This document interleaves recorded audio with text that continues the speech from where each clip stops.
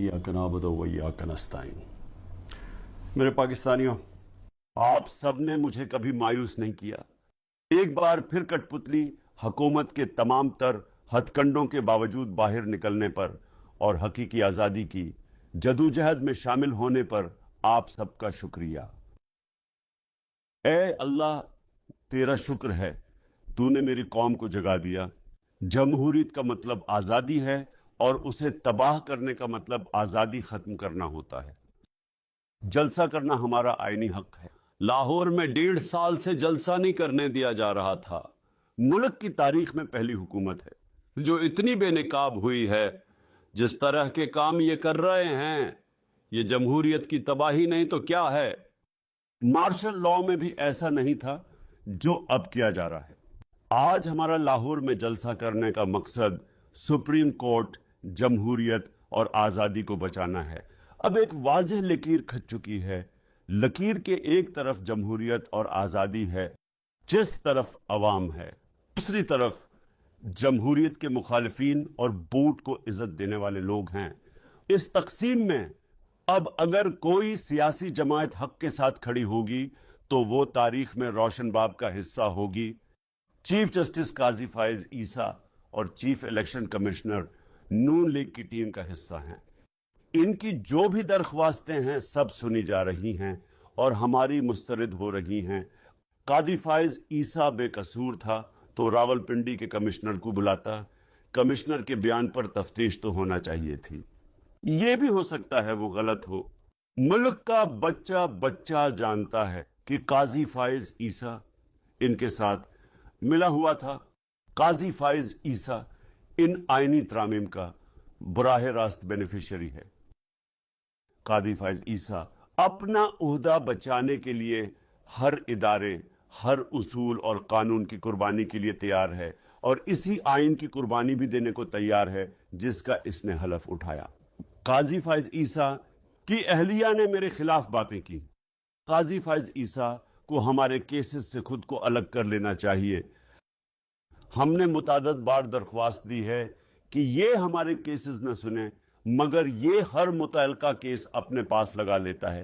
पहले हमारे human rights का केस नहीं सुना, हमें लेवल प्लेइंग फील्ड नहीं दी, हमारा इलेक्शन का निशान हमसे छीना, फिर हमसे 3 सीटें ले ली। ये कॉन्फ्लिक्ट ऑफ इंटरेस्ट है। ये अपनी एक्सटेंशन के लिए नून लीग को सीटों पर सीटें दिलवाता जा रहा है।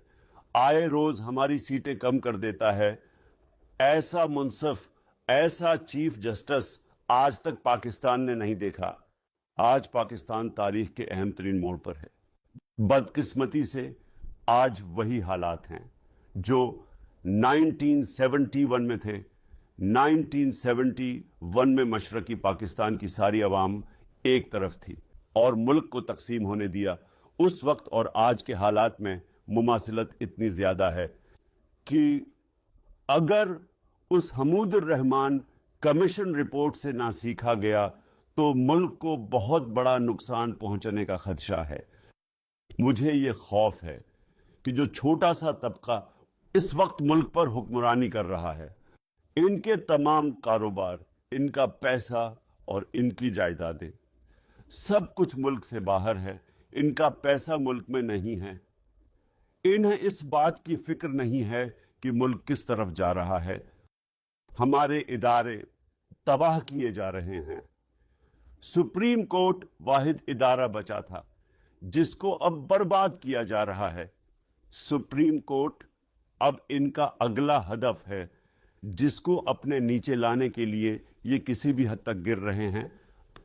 ये जो आईनी तरमीम अब लाई जा रही हैं, इसका वाहिद मकसद इन एम्पायर्स को बचाना और एक्सटेंशन देना है, जिनके जरिए पिछले 2 साल से कौम पर और पाकिस्तान तहरीक इंसाफ पर जुल्म किया जा रहा है।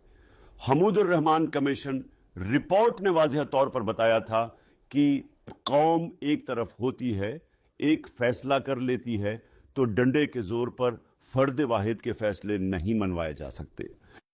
मुशर्रफ और जियाउल हक के मार्शल लॉ भी पाकिस्तान ने देखे हैं, मैंने खुद भी देखे हैं।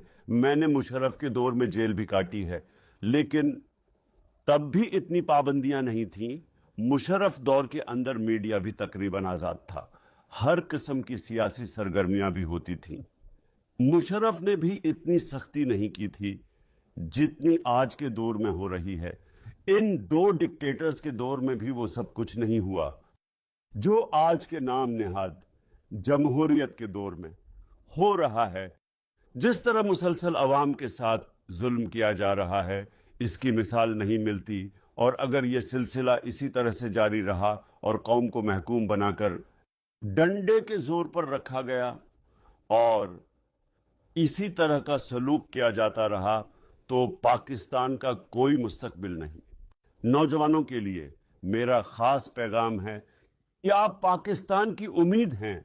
आपको चाहिए कि इस कठपुतली हुकूमत के खिलाफ भरपूर आवाज उठाएं और जदोजहद करें जो अपने हथकंडों से आइन को मुअत्तल करना चाहती है, पाकिस्तानियों की आज़ादी को सल्ब करना चाहती है और जमहूरियत को तबाह करना चाहती है।